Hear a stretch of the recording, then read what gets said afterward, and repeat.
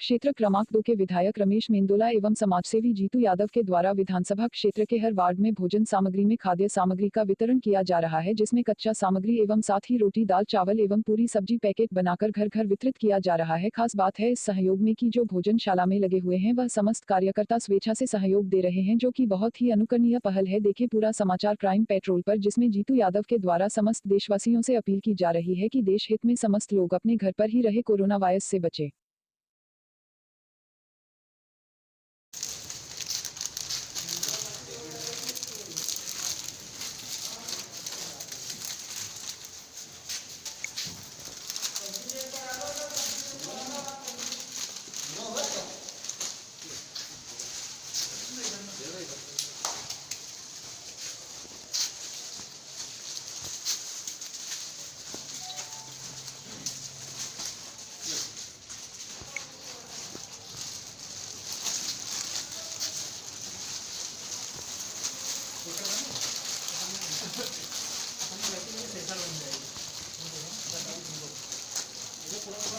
तो अपना आप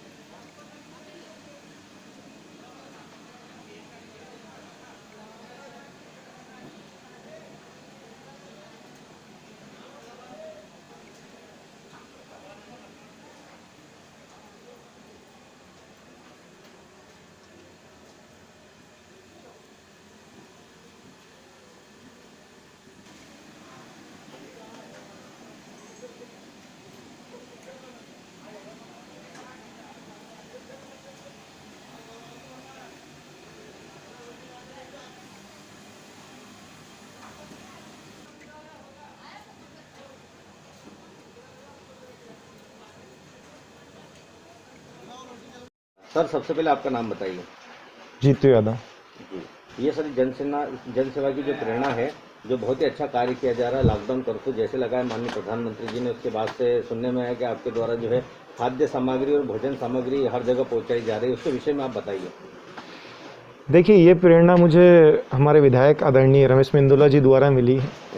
शुरू से मैं जब से उनके साथ रह रहा हूँ, एक ऐसा माहौल मैंने देखा कि जब भी कोई भी परिस्थिति में, जब उनकी विधानसभा में हो या पूरे देश में कहीं भी विपत्ति आई है, तो वो लोगों के सहारा बन के खड़े हुए। तो उन्हीं से प्रेरणा लेके जैसे ही जिस दिन से लॉकडाउन हुआ उस दिन से भोजन की व्यवस्था, कच्चे राशन की व्यवस्था, क्योंकि ये पूरा जो क्षेत्र है, सरवारा नगर हो गया, शंकर कुमार का बगीचा हो गया, सुभाष नगर की नीचे की बस्ती हो गई और संपूर्ण कुलकर्णी का भट्टा हो गया, ये रोज़मर्रा का जीवन जो लोग जीते हैं उस तरह का क्षेत्र है। रोज़ लोग काम पे जाते हैं, रोज़ कमाते हैं, रोज़ खाते हैं, मजदूर वर्ग कहलाता है यह पूरा जो क्षेत्र है ना, श्रमिक क्षेत्र कहलाता है। तो यहाँ रोज़ यही कि रोज़ कमाना, रोज़ खाना है। तो लॉकडाउन के बाद से ही स्थितियाँ पूरे वार्ड में कहीं ना कहीं ऐसी नज़र आई कि लोगों को ज़रूरत है, भोजन की भी ज़रूरत है, खाद्य सामग्री की भी ज़रूरत है। तो विधायक जी द्वारा, मेरे द्वारा, मेरी पूरी टीम के द्वारा कुछ फंड इकट्ठा किया गया, राशन की कुछ सामग्रियां विधायक जी ने पहुंचा दी गई। तो उसी दिन से हमने कच्चा राशन लोगों तक पहुंचाना, भोजन की व्यवस्थाएं, सोशल डिस्टेंसिंग का भी ध्यान रखना है। प्रशासन ने जो उद्देश्य दिए हैं कहीं ना कहीं अपनी सेफ्टी के लिए दिए हैं, तो उन सब बातों को भी ध्यान में रखते हुए एक सोशल डिस्टेंसिंग का पालन हो। और जो आह्वान आदरणीय मोदी जी ने वहाँ से किया है, देश हित में जो किया है, उसको देखते हुए भोजन जब हम बना लेते हैं करीब 5000 पैकेट, तो हम बूथों के माध्यम से, कोई वहाँ भीड़ लगा के नहीं आए, हमारे पास कोई मांगने नहीं आए, हमारा बूथ अध्यक्ष भोजन के 200-200 पैकेट लेता है। तो जो भी ज़रूरतमंद लोग हैं उन तक जाता है वो भोजन लेके, और उनके घर पे ही दे के आता है। लोग हमारे पास लेने नहीं आते, भोजन की व्यवस्था हम उनके घर तक पहुँचाते हैं। खाद्य सामग्री का भी ऐसा है कि हम एक क्षेत्र चुन लेते हैं पूरा, जैसे ये गली चुन ली है, 2 गली चुन ली रोज़ हमने, तो रोज़ 300 पैकेट हमको खाद्य सामग्री के बांटना है।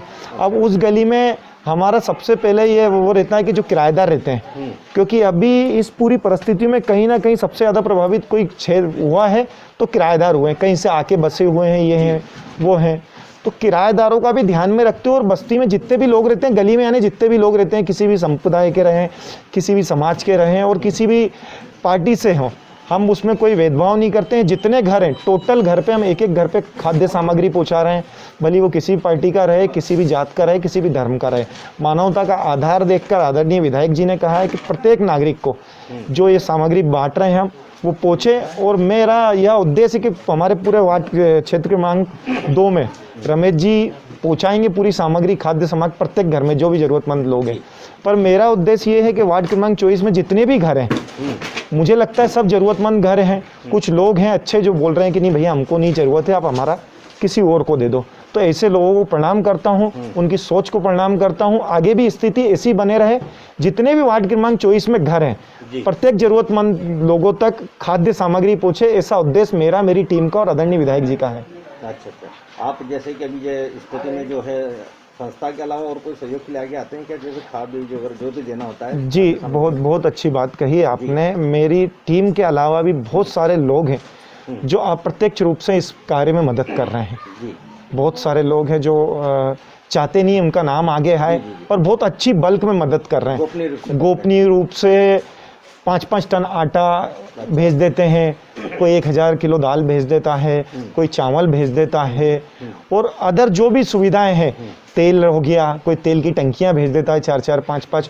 तो ऐसे सब लोगों को वो चाहते नहीं उनका नाम मैं बताऊं, और मैं भी बताना नहीं चाहता हूं, पर मीडिया के माध्यम से मैं उनको और उनकी सोच को भी प्रणाम करता हूं कि देश हित में जो ये कार्य कर रहे हैं, मानव हित में जो कार्य हो रहा है, उन सबका काम ऐसे ही चलते रहे। और ये मानव सेवा का काम है और मानव सेवा इन सरी के लोगों से ही सुचारू रूप से चलती रहे, इसके लिए इन सब लोगों को भी प्रणाम करता हूं। जो भी मैं मीडिया के माध्यम से एक बार वापस से प्रत्यक्ष रूप से, आप प्रत्यक्ष रूप से जो भी इस कार्य में यहाँ मेरे वार्ड में हो या पूरे देश में मदद कर रहा है, उन सब लोगों को दोनों हाथ जोड़कर प्रणाम करता हूं, उनको बहुत बहुत साधुवाद करता हूं, बहुत बहुत धन्यवाद देता हूं।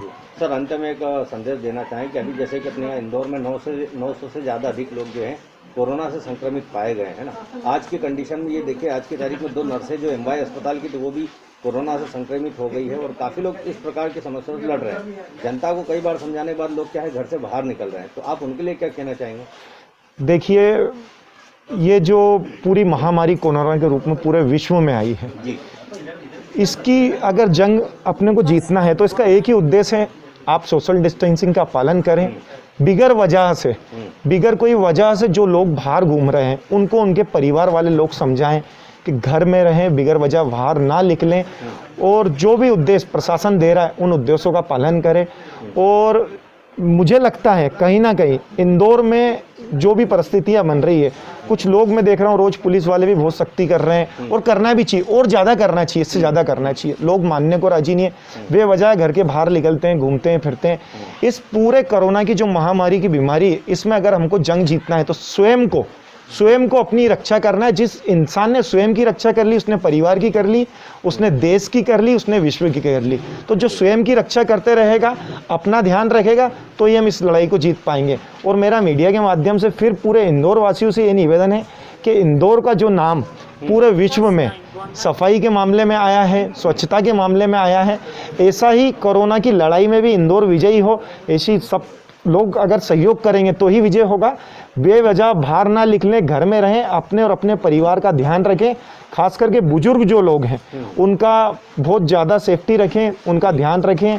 और जितने भी लोग बेवजह बाहर घूम रहे हैं, प्रशासन कहीं ना कहीं उनके साथ जो कर रहा है वो बहुत सही कर रहा है। जी, अच्छा, आपका शुभ नाम बताएं? जीतू यादव।